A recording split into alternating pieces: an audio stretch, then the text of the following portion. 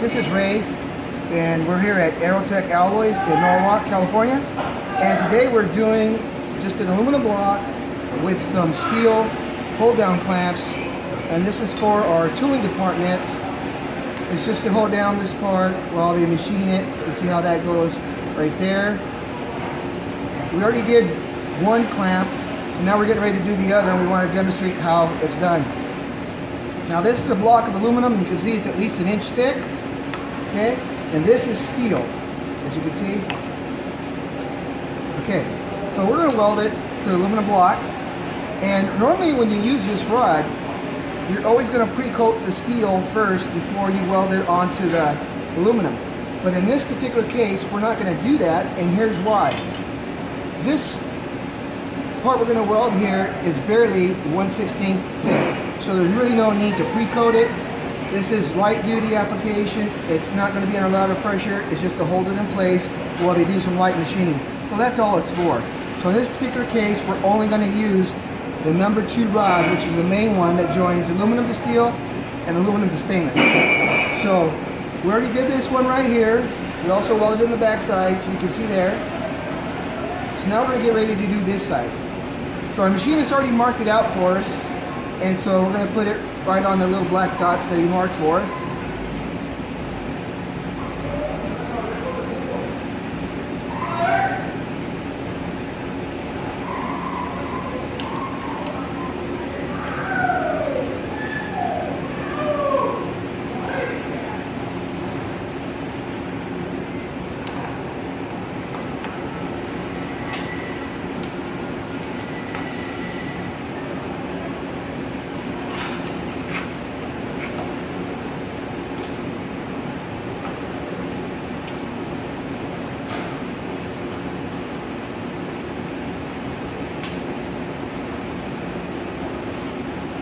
Okay, here we go. And as you've probably seen in the videos that we've done before, you're just using a manual pulse technique where you're just putting a drop, then pressing the pedal down to watch it flow out and back off really quick.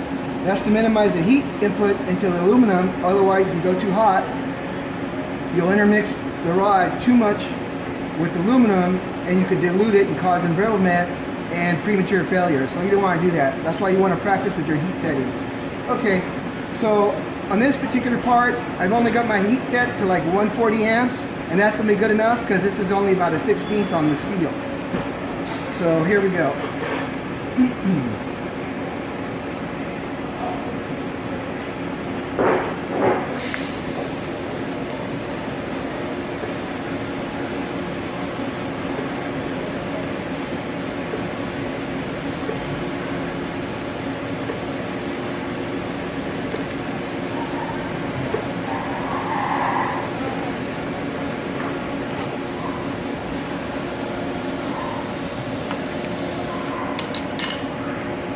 Okay, I'm going to brush it up a little bit so you can see it better. And there you go.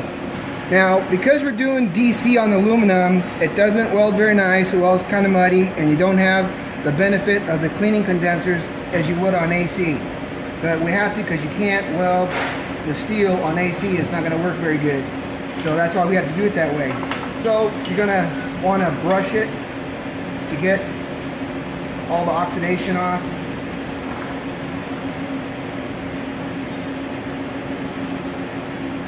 Okay.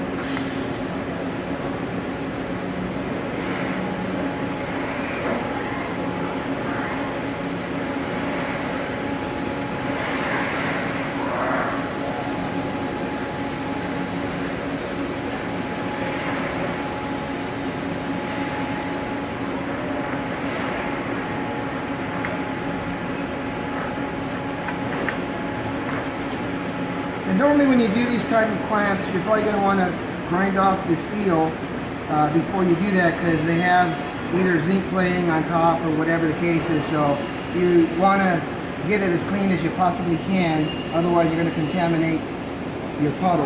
You don't want to do that, because that will also make it leak. Now I'm just going to tie it off back here, just to give it a little bit more strength.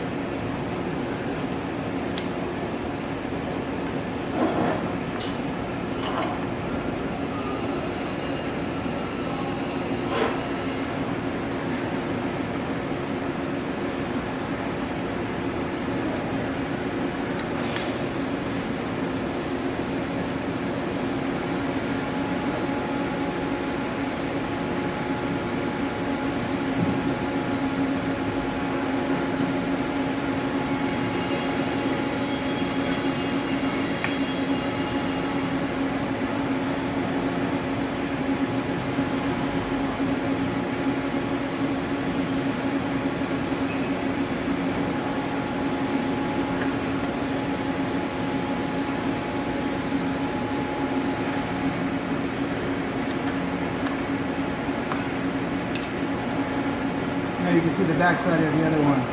So there you go, that's all there is to it. Pretty simple to use, not that complicated. There's steel, aluminum, and that's about it.